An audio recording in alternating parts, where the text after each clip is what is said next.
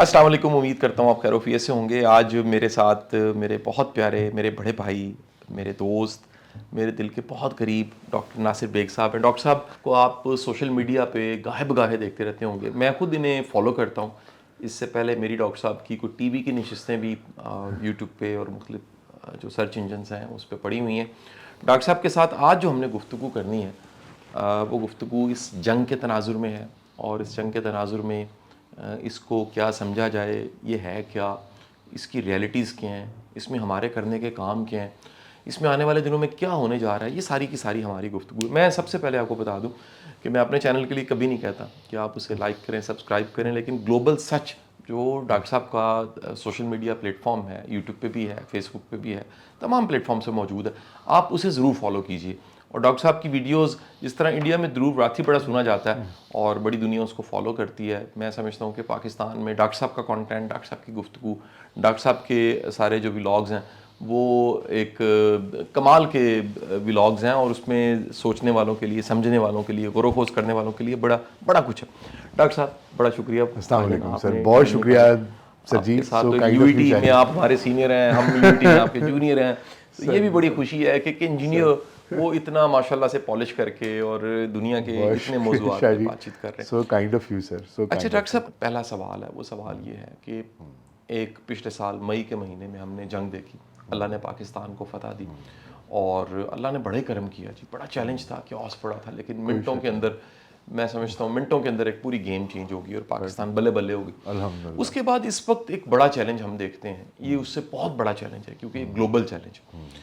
ایران اسرائیل کی، ایران امریکہ کی جنگ اور اس کے یقیناً گلف پہ اثرات ہیں، پورے خطے پہ اثرات ہیں. پاکستان بھی اس اثرات کی زد میں ہے. پیٹرول مہنگا ہو گیا ہے، مہنگائی بہت زیادہ ہے. آپ اس ساری جنگ کو کس ریفرنس سے دیکھتے ہیں؟ سر جی، بات یہ ہے کہ اس جنگ کو نہ تو امریکہ چاہتا تھا، نہ مڈل ایسٹ کا کوئی ملک چاہتا تھا، نہ اس جنگ کو ایران چاہتا تھا، نہ پاکستان چاہتا تھا. اس جنگ کو نہ یورپ چاہتا تھا. اس جنگ کو صرف اور صرف نیتن یاہو چاہتا تھا. ٹھیک ہے، وہ ایک ریلیجیس ٹائم لائن کو فالو کر رہے ہیں. ان کی ایک اپنی سوچ ہے کہ ہمارا مسیحا آئے گا، جس کو ہم مسیح الدجال کہتے ہیں، ہمارا ایک گریٹر اسرائیل بنے گا، ہم نے تیسرا ہیکل بنانا ہے. وہ جو زائنسٹ ہے نا، وہ ایک پرٹیکولر ایک خاص اسکول آف تھاٹ کو فالو کر رہے ہیں اور ایک خاص ٹائم لائن کو فالو کر رہے ہیں. اور وہ اس وقت کمپلیٹلی کنٹرول کر رہے ہیں ڈونلڈ ٹرمپ کو بھی، امریکی انتظامیہ کو بھی. ایک بہت بڑا فیکٹر وہ ہے. اور انہوں نے ہی کنونس کیا ہے. اب جو آپ بیان سن رہے ہیں وہ خود امریکیوں کو نہیں پتا کہ ہم نے کیوں اٹیک کیا ہے. کبھی وہ کہتے ہیں کہ ہم یہاں سے رجیم ختم کرنا چاہتے تھے، کبھی کہتے ہیں کہ ہم یہاں پر چاہتے تھے کہ لوگ اٹھ کھڑے ہوں، ان کو ڈیموکریسی دلائیں. کبھی کچھ کہتے ہیں، کبھی کچھ کہتے ہیں. اور کبھی وہ کہتے ہیں کہ جی کیونکہ اسرائیلیوں نے کہا تھا کہ وہ تو حملہ کرنے لگے ہیں، تو پھر ہم نے کر دیا کہ یہ نہ ہو کہ وہ ایرانی ہم پہ جوابی حملہ کریں، ہم پہلے کر دیں. تو ان کو نہیں پتا کہ ہم نے کیوں حملہ کیا. ان کے روز اہداف بدل رہے ہیں. لیکن یہ چیز ہو گئی ہے. اور اب پہلے تو ہم یہ نہیں دیکھتے تھے کہ ایران کے اوپر اگر حملہ ہوتا تھا تو ایران اپنے ہمسایہ خلیجی ممالک کے اوپر حملہ کرے، وہ ریسٹرینٹ رکھتا تھا. لیکن اس دفعہ جس طرح کی تیاری امریکہ نے کی ہے، جس طرح کا آرماڈا، مطلب U S S Abraham Lincoln لے گئے، جیرلڈ لے گئے، سارا فائر پاور لے گئے، جنگی جہاز لے گئے، میزائلز لے گئے. تو it was very evident to Iranians کہ یار یہ کہانی اس دفعہ ڈفرینٹ ہے. اسی لیے انہوں نے گفتگو کرنے کی کوشش کی. 2-3 دفعہ بات چیت ہوئی جنیوا میں. وہ مان گئے کہ ہم اپنا یورینیم جو ہے اس کو ہم ایز اے فیول یوز کر لیں گے، کوئی ایسا مسئلہ نہیں. لیکن اس کے باوجود انہوں نے حملہ کر دیا. اور پھر پہلے ہی دن آیت اللہ خامنئی اور ٹاپ لیڈرشپ کی شہادت ہو گئی. اس کے بعد سے I think every thing has changed. This world is a different place after that day. I personally believe جس طرح 9/11 ایک ڈیفائننگ مومنٹ تھا نا، آئی think that was a defining moment جس دن انہوں نے آیت اللہ خامنئی کو شہید کیا ہے. کیونکہ اس کے بعد سے ایرانینز ڈیسائیڈڈ کہ now we are not going to go back. اور انہوں نے پھر کہا کہ ٹھیک ہے یہ بات ہے. تو پھر انہوں نے سارے اپنے جتنے گلف جہاں جہاں ان کے بیسز تھیں، ایئر بیسز تھیں، نیول بیسز تھیں, ہر جگہ حملے کیے, ہر جگہ نقصان پہنچایا, اور پھر ابھی تک وہ رکے نہیں ہیں.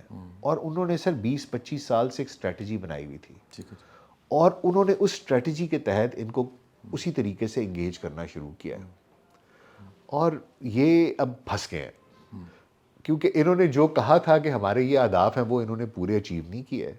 ہاں, انہوں نے آیت اللہ خامنہ کو شہید کر دیا ہے. اگر یہ اس کو بیسس بنا کے کہ ہم نے اتنا نقصان کیا ہے, اتنے لوگ مارے ہیں, اتنا یہ کیا ہے, یہ سارا کچھ کیا ہے, ان کو ہم نے ڈرا دیا ہے, اب ہم جیت گئے اور ہم ڈس انگیج کرنا چاہتے ہیں, I think that would be a very wise thing and sane thing to do. ٹھیک. لیکن اپیرنٹلی لگ نہیں رہا کہ ایسا ہوگا. اچھا, اب اس سارے جنگ کے تناظر میں آپ دیکھیں اس کے اثرات پوری دنیا کی اکانومی پہ, پوری دنیا جو ہے وہ اس وقت کیوس میں, سٹریس میں, اور بیگ صاحب بڑا چیلنج ہے. ہر بندہ جاننا چاہ رہا ہے کہ آنے والے دنوں میں اب کیا ہوگا. آپ کا مطالعہ, آپ کا وزڈم, آپ کی آبزرویشن کیا کہتی ہے آنے والے دن جو ہیں, کیا جنگ ختم ہو جائے گی, جنگ چلتی رہے گی, یہ جنگ جو ہے وہ غزوہ ہند میں بدل جائے گی, ایسا کیا ہوگا جی؟ ابھی تو فی الحال جو اگر ہم نقصانات کو دیکھیں تو اسٹریٹ آف ہرموز جو ہے 20% آف ورلڈز آئل جو ہے وہ یہاں سے گزرتا ہے ڈیلی کا. ٹھیک ہے, پتہ نہیں کتنے ملین بیرلز ہیں پر ڈے. آپ سوچیں کہ ابھی تک, اور پھر ہوا یہ ہے کہ جو ریفائنریز تھیں ان کو ہٹ کیا گیا. انہوں نے کہا کہ ایران نے ہٹ کیا, ایران نے کہا ہم نے ہٹ نہیں کیا, موساد نے ہٹ کیا ہے, انہوں نے پکڑ بھی لیا اسرائیلیز. اب اس سے قطع نظر کہ کس نے ہٹ کیا ہے, مسئلہ یہ ہے کہ جو تیل پروڈیوس ہو رہا تھا ریفائنریز میں, وہ ریفائنریز بند ہو گئی ہیں. ٹھیک ہے, اسٹریٹ آف ہرموز بند کر دیا آپ نے. اب یہ وہ تیل تھا سر جو چین کو, انڈیا کو, جاپان کو, ساؤتھ کوریا کو, پاکستان کو, سارا ایشیا استعمال کرتا تھا. یورپ کم یوز کرتا ہے, زیادہ تر ایشیا یوز کر رہا تھا. اور اب ایشیا کو مصیبت پڑ گئی ہے. آپ دیکھیں نا, پروڈکشن ہاؤس تو کیا سارے کی ساری پروڈکشن چائنا میں ہوتی ہے, پوری دنیا کا پروڈکشن ہاؤس ہے, مینوفیکچرنگ ساری کی ساری وہاں ہوتی ہے. وہ ساری کی ساری, حالانکہ انہوں نے پائپ لائنز ڈالی ہوئی ہیں رشیا سے, سارا کچھ ہے, لیکن وہ پھر بھی میکسیمم ان سے ڈپینڈنٹ تھے.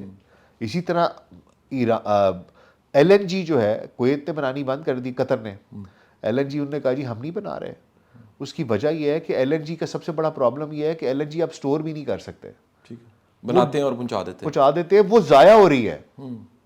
ٹھیک, وہ سٹوریج بڑی مہنگی پڑتی ہے. وہ بناتے ہیں, بنا کے ادھر ہی نکال کے سلنڈر میں بھر کے بھیج دیتے ہیں, وہ رکھ نہیں سکتے اس کو. صحیح, وہ نقصان ہو رہا ہے. اور یہ ابھی جو اس کے فائنینشیل امپیکٹس ہیں وہ تو ابھی آنے شروع ہی نہیں ہوئے, وہ تو مزید ہفتے 10 دن کے بعد آنے شروع ہوں گے. اور اگر انہوں نے اس کو جلد از جلد ریپ اپ نہ کیا تو اس کا ایفیکٹ ایشیا میں تو آئے گا ہی آئے گا.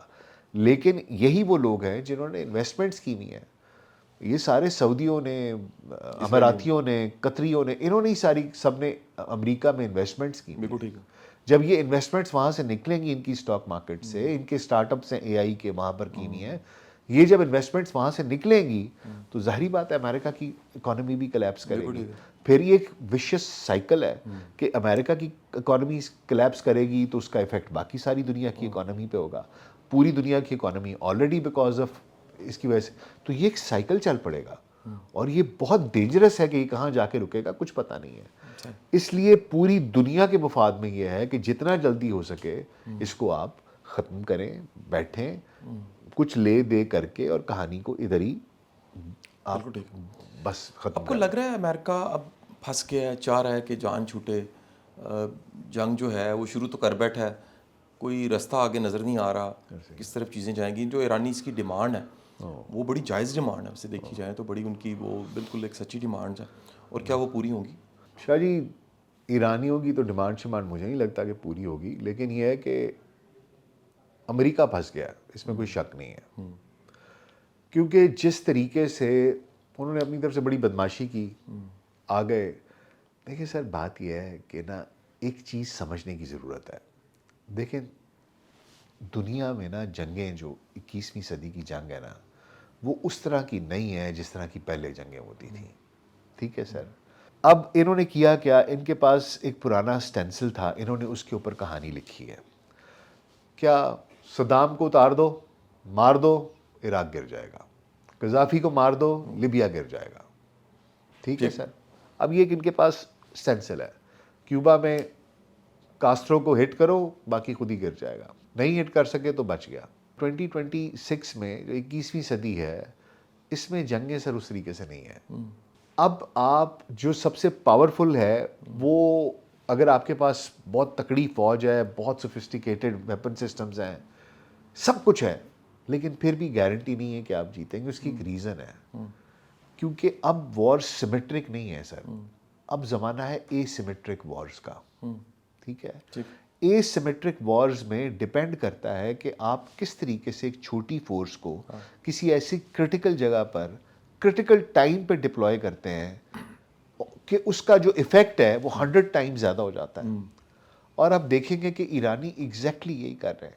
ایک تو ان کو ٹیرین کا فائدہ ہے, عراق نہیں ہے کہ ریگستان ہے, ان کے ارد گرد پہاڑیاں ہیں, سب کچھ ہے. دوسرا یہ کہ 30,000 سال پرانی ان کی ایک وہ ہے کہ یہ فارسیوان اپنے آپ کو سمجھتے ہیں, وہ بڑی ان کے اندر ایک چیز ہے. تیسرا یہ ہے سر کہ انہوں نے اس چیز کے لیے 20 سال تیاری کی ہے. یہ سمجھتے تھے کہ جناب ہم نے مار دیا ختم ہو جائے تو یہ گی, ختم ہو جائیں گے, ہم ان کا سپریم لیڈر گرائیں گے, سب کچھ گر جائے گا. ایسا نہیں ہوا. ان کا ایک پورا نظام تھا, ایک پورا سسٹم تھا. دے ور ریزیلینٹ. اور ابھی پہلے تو شاید جو آیت اللہ علی خامنائی تھے وہ شاید پھر تھوڑے سے لچک والے آدمی تھے. جو بھی آیت اللہ مجتبیٰ خامنائی آئے ہیں ان میں لچک نہیں ہے, وہ تو بڑا اسٹریٹ فارورڈ آدمی ہے, وہ تو سیدھا ہو گیا ان کے ساتھ.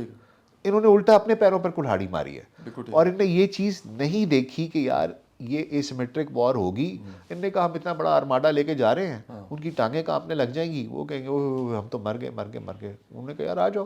ان کے لیے یہ آؤٹ آف سلیبس آ گیا, کیونکہ سر دنیا میں ایسی قومیں بچی نہیں ہیں جو عزت پہ غیرت کے نام پہ کہیں کہ کوئی بات نہیں, کٹ جائیں گے تو کٹ جائیں گے, مر جائیں گے تو مر جائیں گے, نقصان ہو گیا تو برداشت کر لیں گے.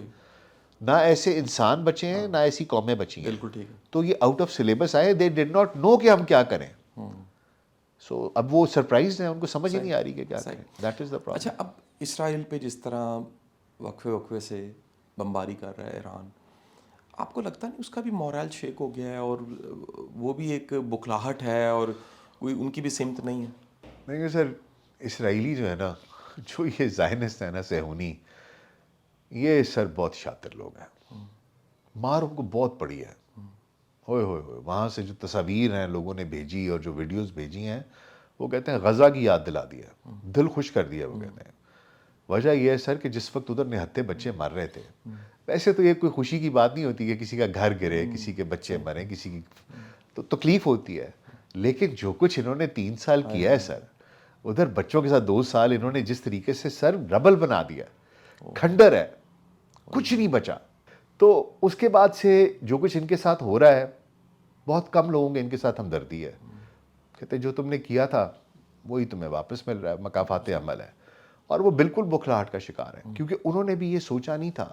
ان کا خیال تھا کہ وڈا بھرا ساڈے نال ہے, ذرا جی گل ہوئی کہ بھائی جان انہیں ماریا سی, انہوں 2-4 چنڈا مارو, وہ روے گا, معافی منگے گا, تو ہم آگے چل پڑیں گے. تو وہ کہانی تو الٹی ہو گئی ہے, وہ تو کھڑا ہو گیا ہے. اس نے کہا ہاں جی میں کیتا ہے, دسو. آپ ایک مارتے ہیں, وہ 2 مارتا ہے. ٹھیک ہے. اور ان کو سمجھ نہیں آ رہی کہ کیا کریں. تو میرا یہ خیال ہے کہ یہ پھنس گئے ہیں, اور انہوں نے یہ ہاف کوکڈ پلان چلایا سر. میرا یہ خیال ہے کہ انہوں نے ایران میں وہ جو سارے مظاہرے ہوئے ہیں نا, وہ انہی کے کرائے ہوئے تھے. صحیح, یہ پریپریشن تھی, یہ انہی کے کرائے میں سارا کچھ تھا.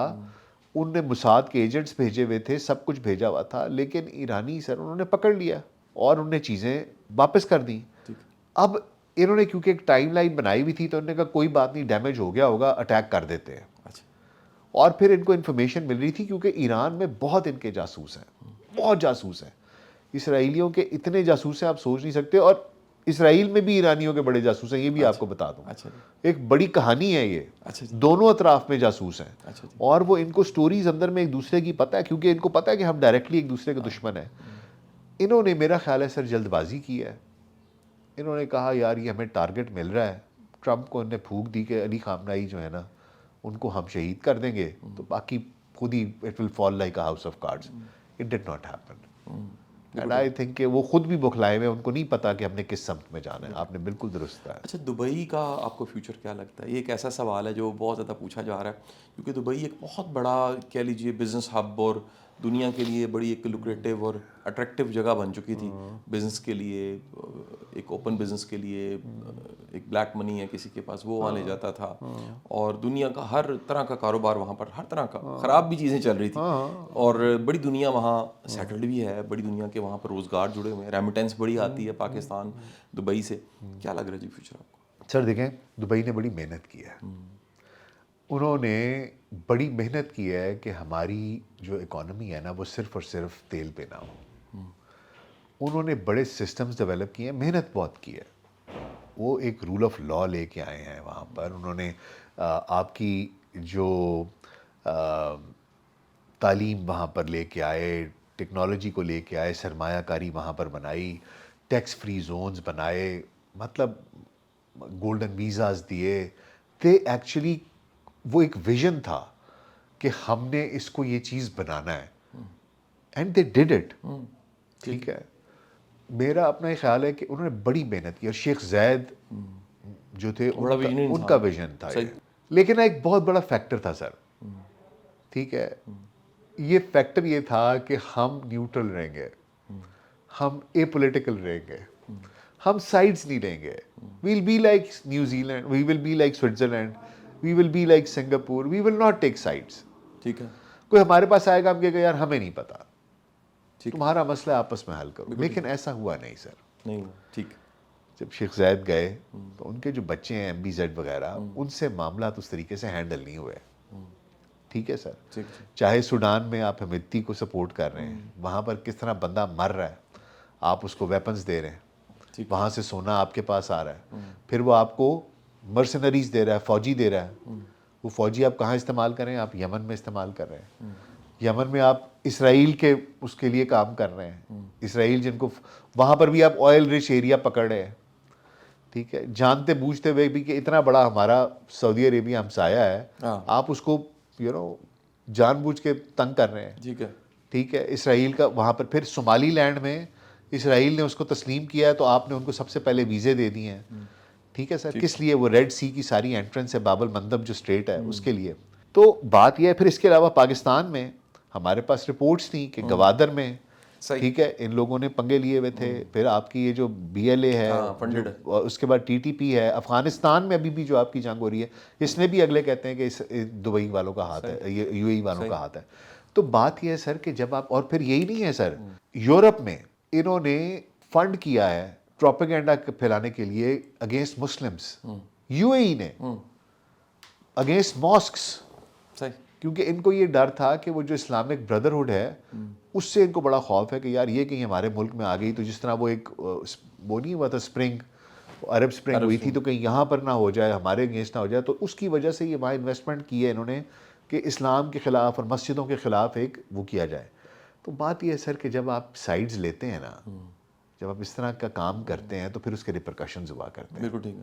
ٹھیک ہے. تو یہ بڑا کھل کے سامنے آ گئے کہ یار ہم تو اسرائیل کے کیمپ میں ہیں اور ہم اس طرف سے کھیل رہے ہیں. یہ سب سے بڑی غلطی دبئی والوں سے ہوئی ہے، اور ایران یہ سب کچھ دیکھ رہا تھا. ٹھیک ہے. ابھی بھی موساد کے ایجنٹس ہیں وہاں پر. اس سب سے بڑی انویسٹمنٹ اس وقت اس دبئی کے اندر، یو اے ای کے اندر اسرائیل کی ہے. جی. ٹھیک ہے سر. صحیح. تو وہ کہتے ہیں جناب کہ جب، اور پھر جب آپ اس طرح کا پنگا لیتے ہیں تو پھر اس کے ریپرکشنز ہوتے ہیں. اور وہ ریپرکشنز ہوئے ہیں. انہوں نے ان کو اچھا خاصا پھینٹا لگایا.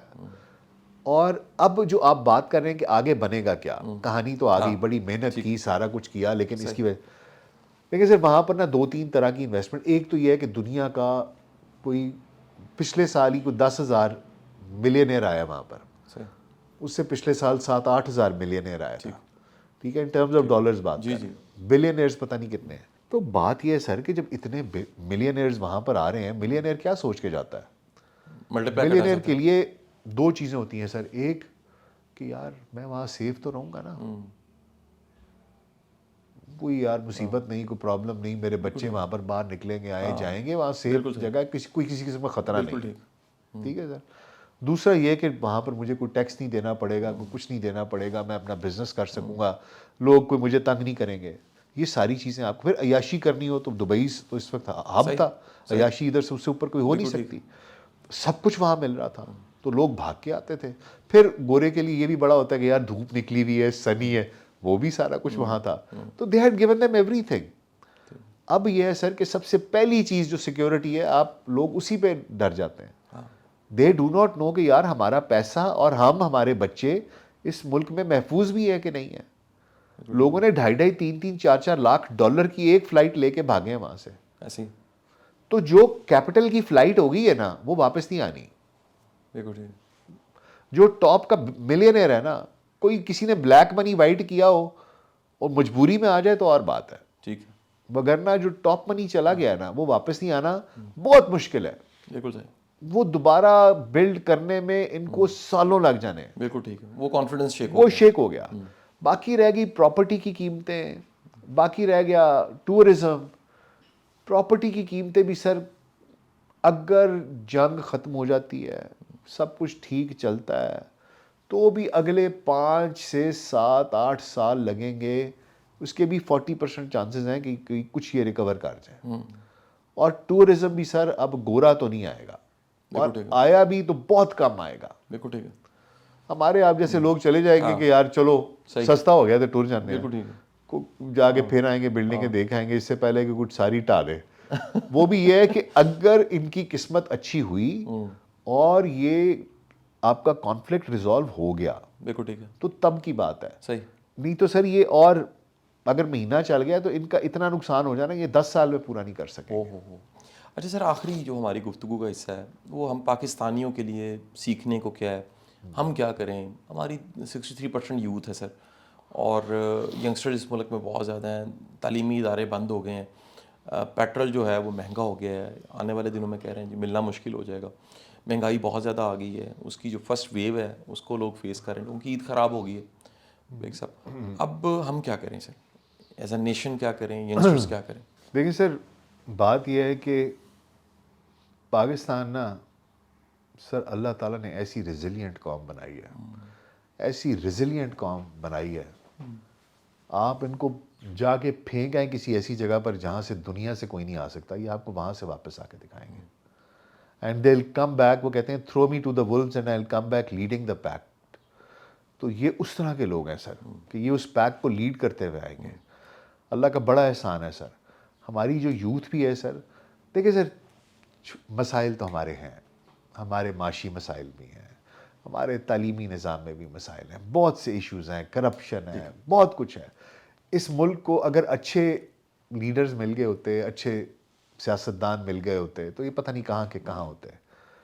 لیکن ابھی بھی ہمارے لیے آگے بہت بڑے چیلنجز ہیں. ہماری فری رائڈ نہیں ہے, میں آپ کو پہلے بتا دوں, ہماری ایک ذمہ داری ہے, ٹھیک ہے نا. ڈاکٹر سرار صاحب اکثر کہا کرتے تھے کہ بھائی تم ایسے نہیں بنے ہو, اور اللہ تعالیٰ نے کوئی بیماری ایسی پیدا نہیں کی جس کا کہ علاج اس سے پہلے نہیں بنایا, ٹھیک ہے.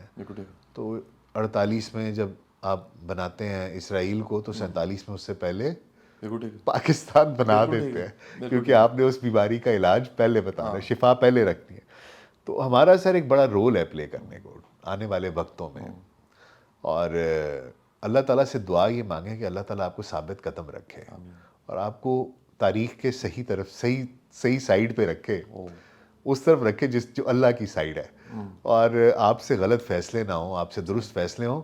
باقی تو اب ہم جس سیناریوں میں, جس سین میں داخل ہو رہے ہیں, اس میں تو مجھے لگتا ہے عمل کا کام زیادہ ہے, چیزیں زیادہ ہوں گی, بہت تیزی سے انفولڈ ہوں گی. تو بس یہ ہے کہ اپنا حساب کتاب سیدھا رکھیں, اپنا کمپس سیدھا رکھیں, اور جب آپ کو نظر آئے تو بس صحیح طرف رہیں. بالکل ٹھیک, یہ سر میری ہے. اور باقی تو ہاں یہ جو مہنگائی ہے, باقی سارا کچھ ہے, یہ چیزیں تو ہیں, لیکن کوئی نہیں سر, ٹھیک ہے, خیر ہے. کچھ انہوں نے, میں سمجھتا ہوں جلد بازی کی ہے, زیادتی کی ہے. یہ کسی کی دیہڑی لگی ہے, لیکن اور اربوں کی دیہڑی لگی ہے, 16-17 ارب کی, اور وہ ہم غریبوں کے پیسوں سے, جیبوں سے گئی ہے. وہ غریب لوگ جن کا کہ وہی اس نے انہی پیسوں سے اپنے بچوں کے کوئی کپڑے لینے تھے, کوئی روٹی روزی کرنی تھی, تو یہ زیادتی کی ہے, بہت زیادتی نہیں کرنی چاہیے تھی. لیکن یہ ہے کہ کوئی نہیں سر, ساڈے نال پہلی باری تو ہوئی نہیں, ہاں ہوندی رہندی ہے. ہوندی رہندی ہے. صحیح. بیگ صاحب بڑا شکریہ جی. سر آپ کا آپ بہت سب کا شکریہ سر. بڑا شکریہ, سننے کا شکریہ. اپنا خیال رکھیے گا. پاکستان زندہ باد.